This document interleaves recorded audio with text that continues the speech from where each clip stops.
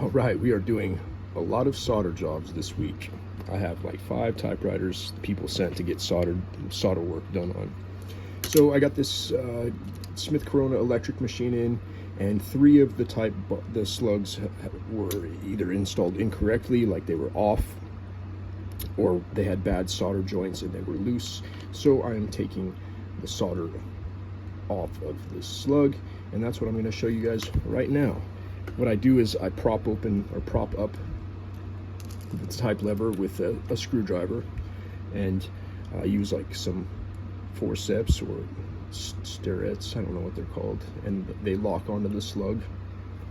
And then I'll use a torch, and I try to keep the flame away from everything that is flammable, because it will catch fire. So I don't know if they used good silver solder on this, because it seems like it has a low melting point, and there's some, as you can see, there's something that ignites. So I think they might have used paper shims. So they used like a piece of cardboard or a piece of paper to shim these slugs in. And now that that is off, we can go ahead and keep heating this up, and we got to clean off all of this extra solder that's inside of the slug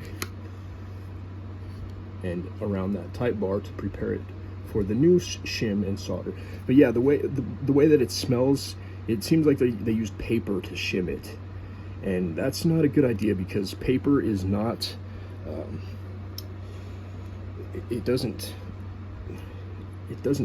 melt with silver solder or even electronics tin solder. It just doesn't conduct enough to make a good connection. So we will get these re-shimmed and with brass shims, and then we will get them installed and tested out. But I thought I'd just show you guys really quick a 2-minute video of how I remove the slugs, and then I'm gonna heat these up again and then make sure all this old solder is tapped out and cleaned and ready to go. But that's it for now.